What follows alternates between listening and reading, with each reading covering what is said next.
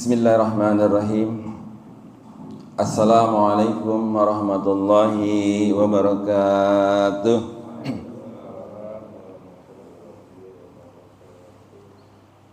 Innal hamdalillah nahmaduhu wa nasta'inuhu wa nastaghfiruh wa na'udzu billahi min syururi anfusina wa sayyiati a'malina. May yahdihillahu fala mudhillalah wa may yudlil fala hadiyalah. Asyhadu an la ilaha illallah wahdahu la syarikalah wa asyhadu anna Muhammadan abduhu wa rasuluhu la nabiyya ba'dah. Allahumma shalli wa sallim ala sayyidina Muhammadin wa ala alihi wa sahbihi ajma'in, amma ba'd. Qala Allah ta'ala fi kitabil karim, a'udzu billahi minasy syaithanir rajim. Ya ayyuhalladzina amanu taqullaha haqqa tuqatih wa la tamutunna illa wa antum muslimun. Ya ayyuhalladzina amanu, wahai orang-orang yang beriman, janganlah kalian mati illa wa antum muslimun, kecuali dalam keadaan beriman. Yang kami hormati Ketua DKM dan seluruh jajaran pengurus Masjid An-Nas, jamaah salat subuh yang dimuliakan Allah Subhanahu wa taala. Pada kesempatan ini mari kita tak henti-hentinya bersyukur kepada Allah Subhanahu wa taala atas nikmat yang Allah berikan kepada kita semua. Alhamdulillah, pada pagi hari ini kita diberikan kesehatan, kekuatan untuk menjalankan ibadah kepada Allah Subhanahu wa taala. Salah satunya adalah menjalankan sholat subuh secara berjamaah di tempat yang mulia ini.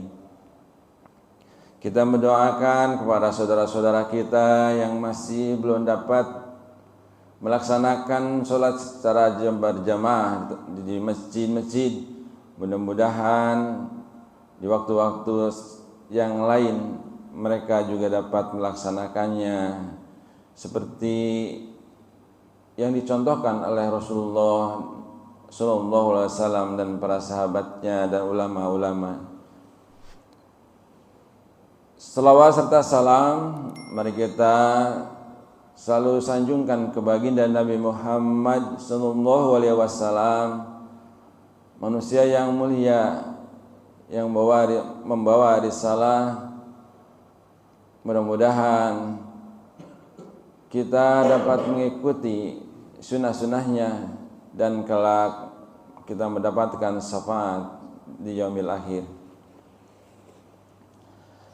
Jamaah sholat subuh yang dirahmati Allah, seperti biasa pada pagi hari ini kita akan melanjutkan pembahasan mengenai bisnis sukses cara Nabi Muhammad SAW. Pada minggu-minggu yang lalu kita ketahui kita sudah banyak membahas bagaimana Rasulullah sukses dalam berniaga atau dalam berbisnis. Pada hari ini kita insyaallah akan melanjutkan pada bab yang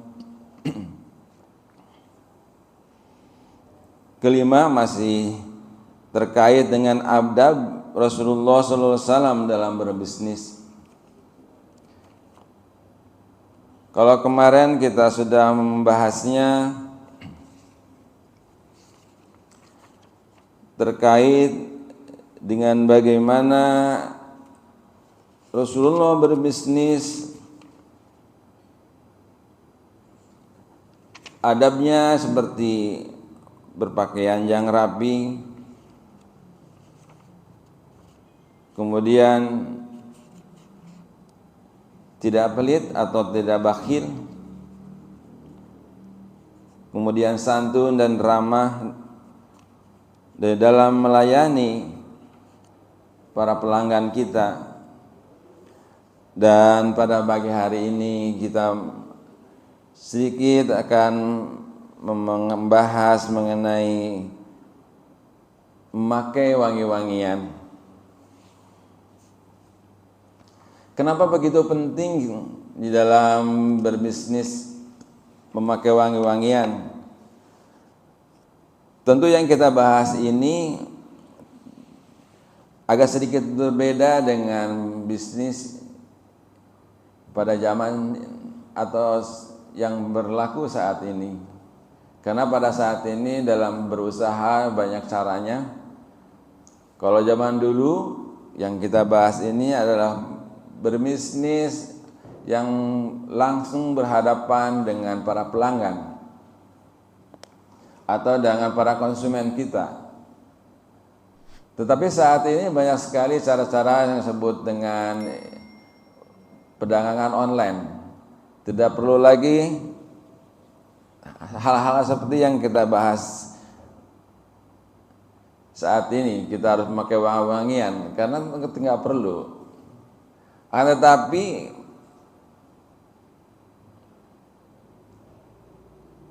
hal ini sangat penting apabila kita bertemu dengan pelanggan secara tatap muka. Maka menggunakan wangi-wangian sangat diperlukan.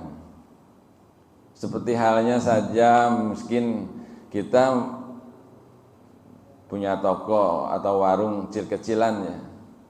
Misalkan Pak Anto gitu kan, ya dagang kecil-kecilan lah. Saya juga dagang kecil-kecilan gitu kan.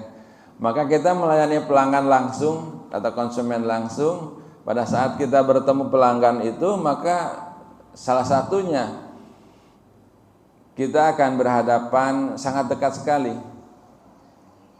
Dia memesan barang, dia membayar, maka badan kita secara otomatis akan terasa.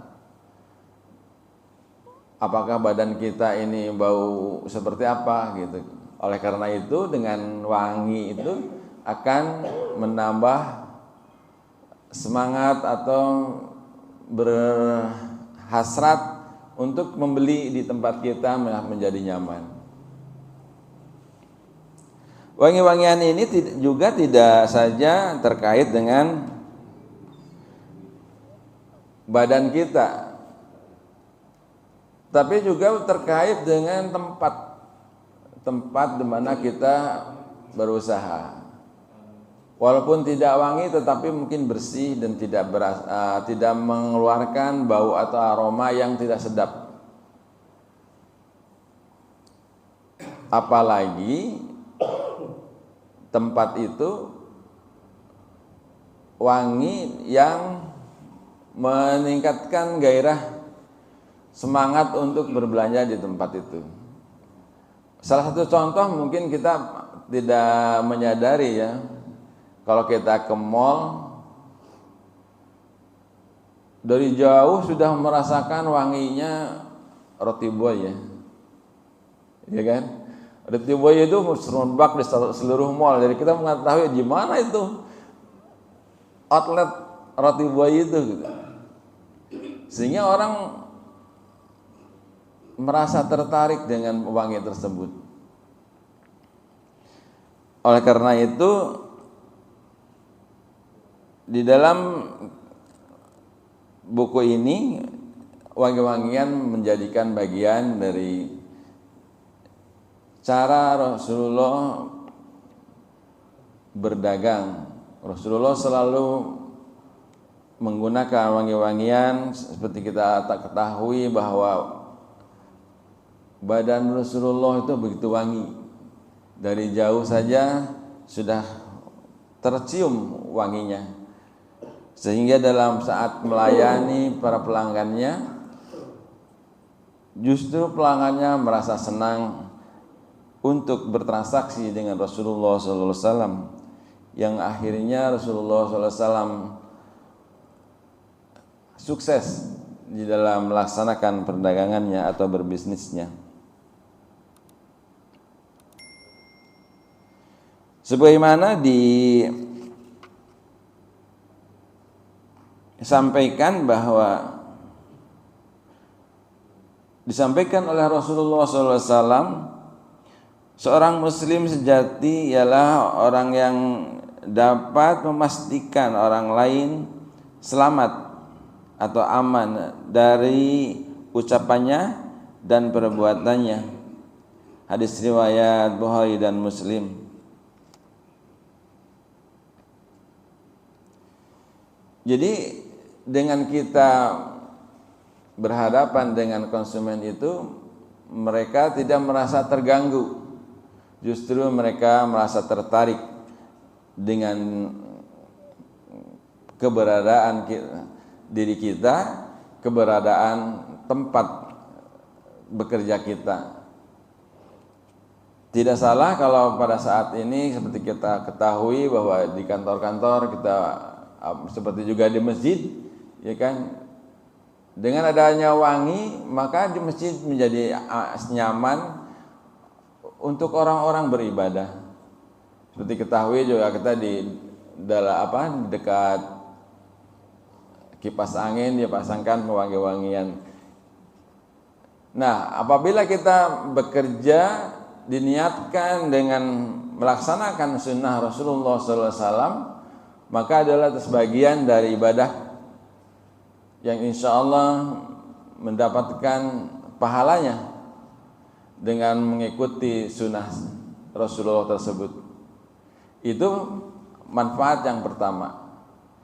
Manfaat yang kedua tentunya adalah dengan mengikuti sunnah Rasulullah, maka kita termasuk bagian dari yang menjalankan sunnahnya, dan kita mendapatkan manfaat seperti tadi dalam perdagangan. Kita akan selalu diingat oleh para pelanggan kita dan berharap para pelanggan akan kembali ke tempat usaha kita untuk bertransaksi. Itulah salah satu manfaat yang perlu kita menggunakan wangi-wangian baik terhadap diri kita dan juga di dalam tempat berbisnis atau tempat usaha kita. Jamaah yang dirahmati Allah, berikutnya adalah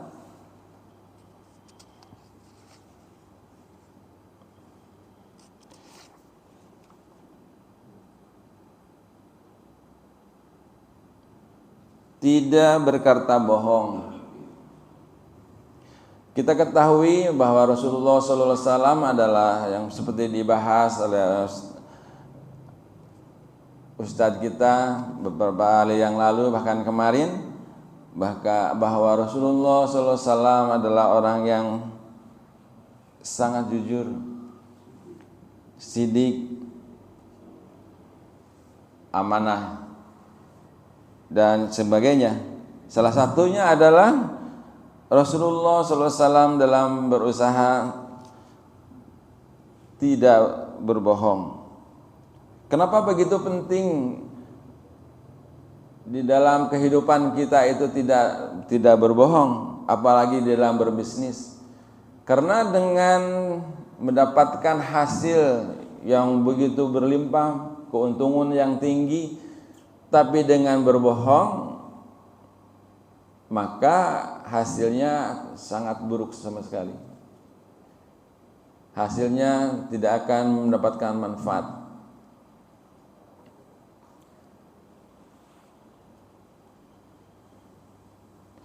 Dapat dipastikan bahwa dalam keuntungan besar itu mengikuti di dalamnya adalah keburukan yang sangat besar, dan hal ini tidak disukai dan tidak mendapatkan ridho dari Allah SWT. Rasulullah SAW bersabda, jauhilah kebohongan sebab kebohongan menggiring kepada keburukan dan keburukan akan menggiring kepada neraka. Hadis riwayat Abu Dawud. Selain itu juga Allah Subhanahu wa taala berfirman di dalam Al-Qur'an, A'udzu billahi minasyaitonir rajim. Innama yabtaril kadzibal ladzina la yu'minuna bi ayatillah wa ulaika humul kadzibin. Shadaqallahul azim. Sesungguhnya yang mengada-ngadakan kebohongan hanyalah orang-orang yang tidak beriman kepada ayat-ayat Allah.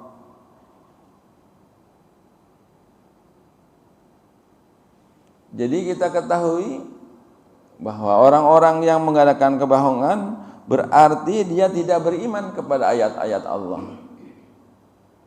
Naudzubillah min dzalik. Ini satu hal yang sangat perlu kita garis bawahi. Begitu beratnya, begitu meruginya kita apabila kita melakukan kebohongan di dalam suatu usaha. Selanjutnya ayat ini menyebutkan mereka itulah para pembohong. Al-Quran surat An-Nahl ayat 105. Allah mewanti-wantikan kepada kita bahwa kita tidak boleh berbohong sama sekali, karena berbohong mendorong kita untuk masuk ke dalam nerakanya Allah Subhanahu wa taala. Nauzubillah min dzalik. Di dalam hadis yang lain Rasulullah sallallahu alaihi wasallam juga bersabda, para pedagang yang memelihara mental buruk seperti inilah yang disebut oleh Rasulullah sallallahu alaihi wasallam sebagai seorang fazir. Sesungguhnya para pedagang adalah orang-orang yang fazir, yakni ketika mereka berbicara maka berdusta, dan ketika mereka bersumpah dia berdosa. Hadis riwayat Ahmad. Allah Subhanahu wa taala berfirman dalam Al-Qur'an, wa innal fuzzara lafi jahim. Surat Al-Intifkar ayat 14.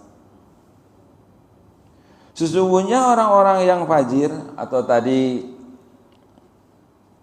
Rasulullah mengatakan adalah orang fajir dan berdusta, benar-benar berada dalam neraka jahim. Begitulah beratnya apabila kita melakukan kebohongan-kebohongan. Dan seperti diketahui bahwa apabila kita melakukan satu kebohongan, maka akan ditutup dengan kebohongan yang lain. Oleh karena itu,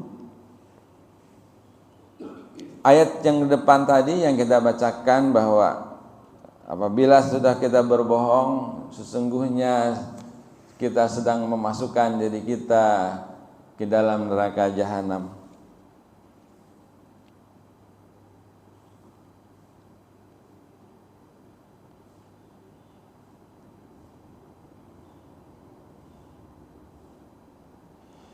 Jamaah yang dirahmati Allah, mengenai kebohongan yang menjadi tanda dari kemunafikan, Rasulullah SAW menjelaskan dalam sabdanya sebagai berikut. Tanda orang munafik ada 3. Pertama, apabila berbicara berbohong, lalu apabila berjanji mengingkari atau menyelisihi janji, dan apabila diberi amanah dia berkhianat. Hadis riwayat Bukhari. Oleh karena itu, marilah kita selalu mawas diri, selalu berhati-hati di dalam kehidupan kita ini. Kadang-kadang dengan senda gurau tak terasa kita melakukan kebohongan-kebohongan yang sesungguhnya mungkin ingin gurauan itu dianggap menarik, tetapi justru kita sedang berbohong, membohongi kawan-kawan kita. Satu hal yang sepele sebenarnya, akan tetapi di mata Allah itu adalah sangat besar dosanya dan menjerumuskan diri kita ke dalam neraka. Jamaah yang dirahmati Allah, yang berikutnya adalah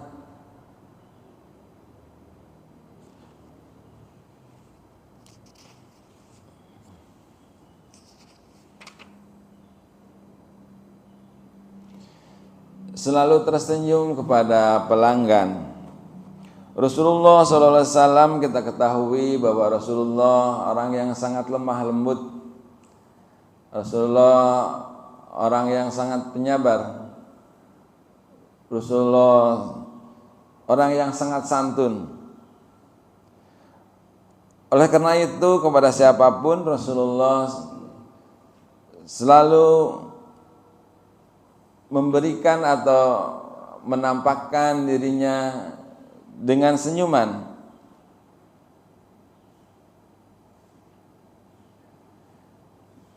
Sehingga Rasulullah SAW bersabda, sesungguhnya kalian tidak bisa menarik hati manusia dengan harta kalian, akan tetapi kalian bisa menarik hati mereka dengan wajah berseri dan akhlak yang mulia. Hadis riwayat Al-Hakim. Jadi body language ini ya, cara kita berhadapan dengan siapapun, baik dalam berkumpul atau dalam khususnya tadi kita dalam berdagang, maka muka yang berseri-seri itulah yang akan menarik para pelanggan kita untuk selalu senang berhadapan dengan kita.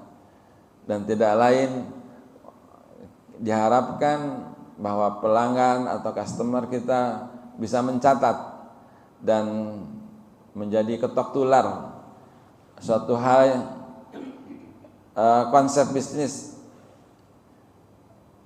MLM yang sangat baik dengan wajah yang selalu berseri-seri pada saat melayani para pelanggan kita. Catatan-catatan yang baik dari para pelanggan ini akan menghasilkan suatu nilai yang akan disampaikan kepada teman-teman, sahabat, karibnya, orang-orang yang dikenalnya, untuk disampaikan bahwa pelayanan kita sangat menarik. Tidak jarang apabila kita ketemu di sebuah tempat usaha, kita begitu datang, rupanya pelayannya sudah capek sekali ya. Begitu nampak kita menanyakan satu barang, bukannya dia udah langsung cemberut aja, malah bilang, tar dulu, dia tinggal pergi kan gitu kan.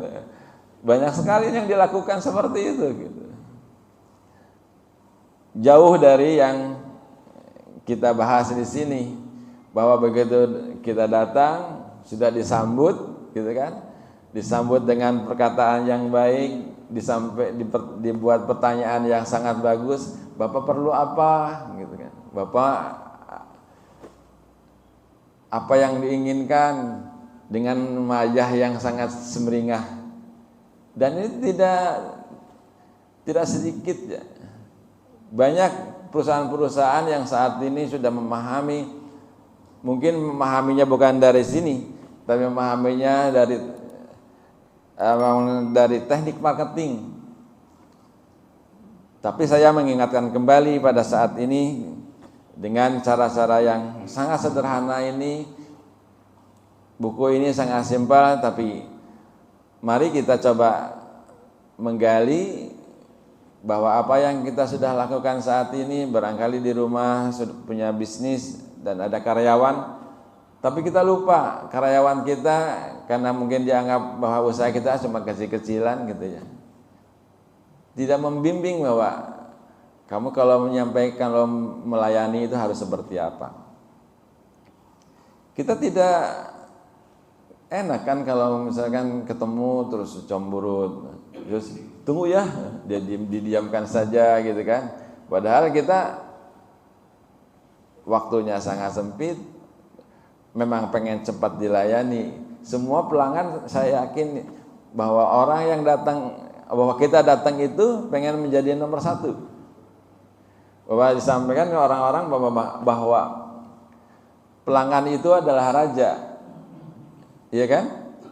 Maka kalau sudah pelanggan adalah raja, berarti pelanggan itu harus diutamakan.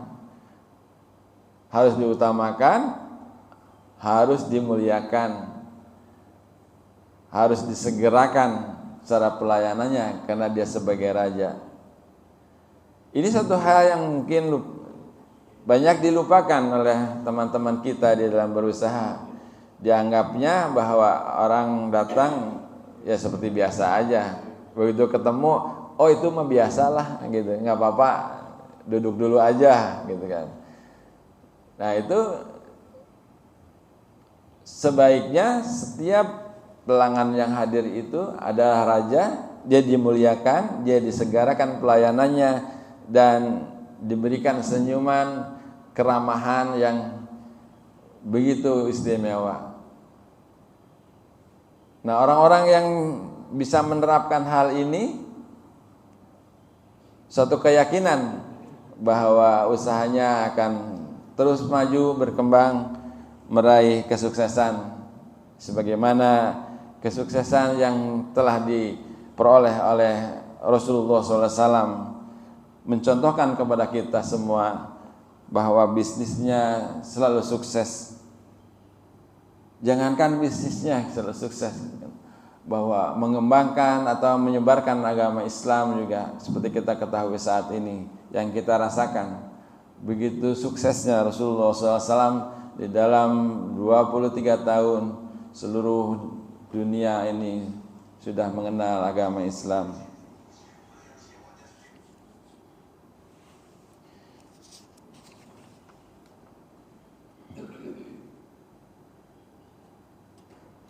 Jamaah yang dirahmati Allah, salah satu yang disampaikan oleh Rasulullah SAW juga, senyummu di hadapan saudaramu adalah bernilai sedekah bagimu. Hadis riwayat Tirmizi. Jadi kalau kita mengetahui masalah ini, bahwa keramahan, bahwa penampilan yang selalu ramah tamah ini, kalau kita mengetahui ini adalah sebagai dari sunnah Rasulullah SAW, maka kita yakin satu, kita sudah mendapatkan pahala bahwa kita sedang mengikuti sunnah Rasulullah SAW. Berikutnya baru kita akan mendapatkan nilai-nilai lainnya.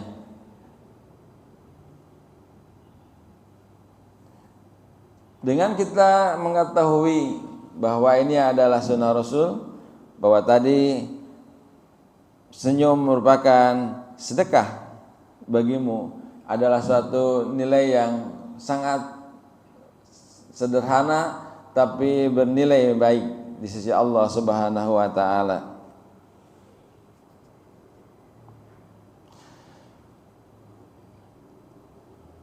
dengan menjaga senyuman, keramahan yang selalu dipegang atau selalu dilakukan terhadap para pelanggan kita, meskipun dalam hati yang sedang kelabu, yang kita sedang dalam tidak enak, mungkin kita dimarahi oleh pimpinan kita, ditegur oleh pimpinan kita, maka kondisi pikiran kita sedang kacau.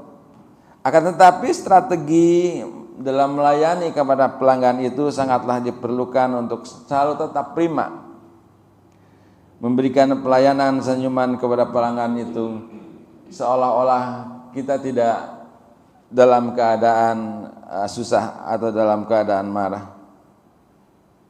Hingga hal ini pertama kali pembeli akan mendapatkan kenyamanan ketika berbelanja dan meningkatkan suasana hatinya yang ke arah yang lebih positif. Jadi dengan selalu senyum, menyembunyikan segala kesulitan yang kita hadapi, tapi di depan pelanggan selalu kita terlihat baik dan terlihat kita selalu dalam keadaan nyaman, akan meningkatkan hasil yang positif atau tanggapan yang positif terhadap usaha kita. Yang kedua, bisnis akan memperoleh pahala sedekah tiap kali memberikan pelayanan kepada para pelanggan. Sebagaimana hadis tadi bahwa senyum adalah sedekah, maka setiap kali kita berhadapan dengan pelanggan itu adalah kita dalam keadaan kita bersedekah. Yang ketiga, sekaligus akan menjadikan strategi promosi, karena pelayanan yang baik biasanya akan diceritakan seperti yang saya sampaikan tadi, bahwa bisnis dengan metode MLM yang sangat sederhana, ketok tular terhadap para keluarganya, para teman-temannya, tetangga, akan menghasilkan suatu konsep atau suatu hasil yang sangat gemilang. Rasulullah SAW juga bersabda, jangan kamu sekali-kali meremehkan dari kebaikan sedikit pun, meskipun hanya kamu bertemu dengan saudaramu dalam keadaan tersenyum. Hadis riwayat Muslim. Hadis yang lain Rasulullah SAW bersabda juga, Allah mengasihi orang-orang yang bermurah hati ketika menjual, membeli, dan ketika menagih. Hadis riwayat Bukhari. Jadi konsep tersenyum ini, bermurah hati ini, kita memahaminya bahwa kita sedang berbagi, bersedekah. Tadi kalau nanti di akhir sebenarnya beberapa konsep bagaimana suksesnya Rasulullah di bab terakhir itu salah satunya adalah dibahas tentang sedekah. Terkait dengan yang saat ini bahwa kita yang bernilainya sangat kecil sekali, tetapi diharapkan itu adalah merupakan yang sedekah yang sangat besar. Dengan mengawali usaha kita, dengan selalu menampilkan penampilan yang prima, kita sudah berpakaian yang rapi, tidak harus dengan yang baru, tapi dengan pakaian yang rapi, berpakaian yang bersih, penampilan yang selalu prima, memberikan senyuman, keramahan. Ini adalah suatu modal bahwa semuanya adalah mengikuti sunnah Rasulullah. Ini adalah merupakan suatu ibadah, sunnah yang selalu kita berikan akan menghasilkan suatu hasil yang positif, dan insya Allah usaha kita akan maju berkembang dan meraih kesuksesan. Waalaikumsalam. Jamaah yang dirahmati Allah, yang terakhir adalah Rasulullah SAW tidak merendahkan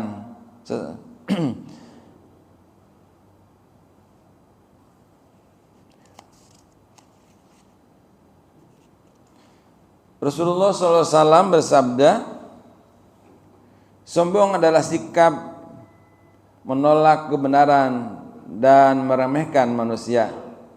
Hadis riwayat Muslim. Allah Subhanahu wa taala berfirman di dalam Al-Qur'an, A'udzubillahi minasyaitonirrajim.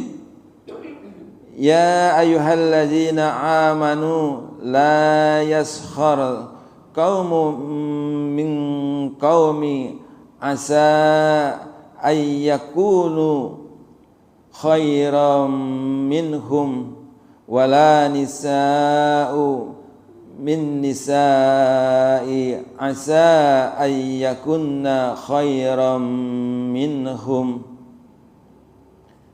Surat Al-Hujurat ayat 11. Wahai orang-orang yang beriman, janganlah suatu kaum merendahkan kaum yang lain. Boleh jadi karena yang diolok-olokkan itu lebih baik daripada mereka yang merendahkan. Dan jangan pula perempuan-perempuan merendahkan perempuan yang lain, karena boleh jadi perempuan yang direndahkan itu lebih baik daripada perempuan yang merendahkannya.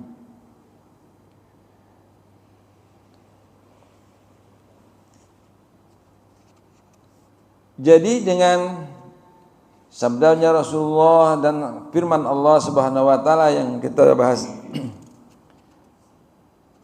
menunjukkan kepada kita dan mengingatkan agar kita tidak sombong, agar kita tidak merasa lebih baik dari orang lain, tidak merasa lebih bagus dagangan kita. Kita meyakini bahwa dagangan kita masih ada dagangan yang orang lain lebih baik daripada kita. Pelayanan kita tidak merasa lebih baik dari orang lain. Mungkin pelayanan kita masih kurang baik, karena di atas pelayanan yang kita berikan masih ada pelayanan yang lebih baik. Dengan selalu kita merasakan kesederhanaan, merasakan kekurangan, maka ini memberikan motivasi kepada kita untuk selalu meningkatkan pelayanan, untuk selalu meningkatkan pengetahuan, untuk selalu memberi penilaian kepada diri kita bahwa kita harus selalu berupaya menjadi yang lebih baik, tetapi tidak merasa bahwa kita yang terbaik gitu. Kalau kita sudah merasa yang terbaik, tadi disampaikan bahwa itu adalah kesombongan. Kesombongan ya sudah masuk ke dalam dosanya. Dan Allah tidak menyukai yang paling sombong ya hanya Allah Subhanahu wa taala. Karena Allah adalah hak segala-galanya. Tempat kita bernaung, Allah yang memiliki segala-galanya. Maka Rasulullah SAW mengingatkan kepada kita, kita tidak boleh sombong.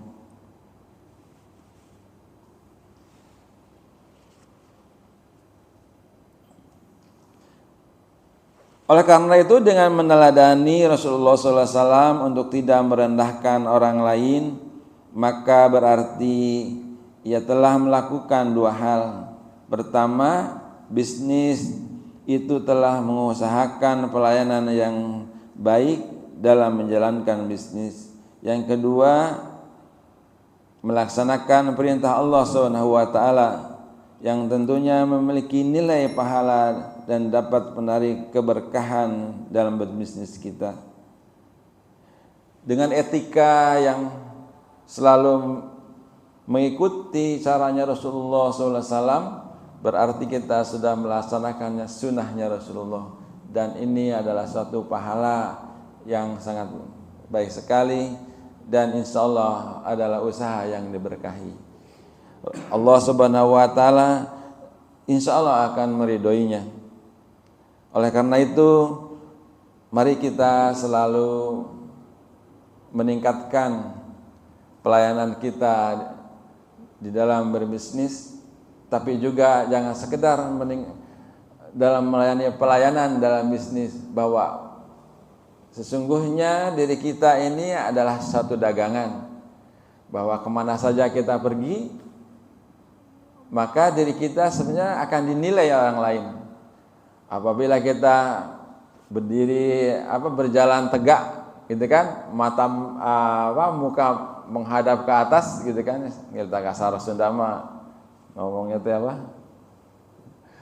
nangah gitu ya. Wah, diri aja begitu gitu kan, nggak kenal siapa, bahwa aku ini paling gitu kan gitu. Sesungguhnya berjalan ke dalam kehidupan kita sesungguhnya adalah bisnis. Maka kita dengan selalu merendahkan diri kita, selalu ramah, body language yang sangat menarikkan orang lain. Seperti mungkin kita di pojokan juga kan, hari-hari ya kita bisa bergaul karena kita bisa merendahkan diri kita dan kita bisa menghargai orang lain. Dengan cara itu mudah-mudahan dalam kehidupan kita menjadi kehidupan yang selalu kita merasa senang dan meraih ridho Allah Subhanahu wa taala. Barangkali itu saja yang dapat kami sampaikan pada pagi hari ini. Apa yang kami sampaikan mudah-mudahan merupakan kebenaran yang datang dari Allah Subhanahu wa taala. Adapun segala kesalahan, kehilapan tentunya adalah karena ketidaktahuan saya. Saya mohon maaf kepada jamaah dan mohon ampun kepada Allah Subhanahu wa taala. Mari kita tutup pertemuan pada pagi hari ini dengan membaca doa kafarat majelis. Subhanakallahumma wa bihamdika asyhadu an la ilaha illa anta astaghfiruka wa atubu ilaik. Wabillahi taufiq wal hidayah. Wassalamualaikum warahmatullahi wabarakatuh.